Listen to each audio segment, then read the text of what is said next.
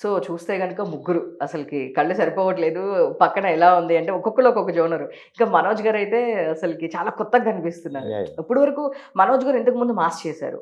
చాలా mass movies చేశారు. అదేనండి ఇంతకుముందు 'మనోజ్' గారు చేసినట్టు కొంచెం అంటే బాయ్ నెక్స్ట్ డోర్ క్యారెక్టర్స్ ఉంటాయండి. యూత్‌ఫుల్‌గా ఉండేవి. అవును. ఈ సినిమాలో చాలా మెచ్యూర్డ్ క్యారెక్టర్ 'గజపతి వర్మ' అన్నది. తనని చూసి ఊరు అందరూ కూడా దండం పెట్టేలాంటి క్యారెక్టర్. ఆ క్యారెక్టర్ కోసం ఎంత హోంవర్క్ చేశారో నాకైతే తెలీదు గానీ ఫస్ట్ డే అని కాదు. ముందు మేము గెటప్ టెస్ట్ చేసినప్పుడే అప్పుడే నాకసలకి అదిరిపోయింది. నెక్స్ట్ లెవెల్ ఉంటది క్యారెక్టర్ అసలు సిగార్ పట్టుకొని అలా కూర్చొని చైర్‌లో ఫోటో షూట్ చేసాం స్టార్ట్‌లో.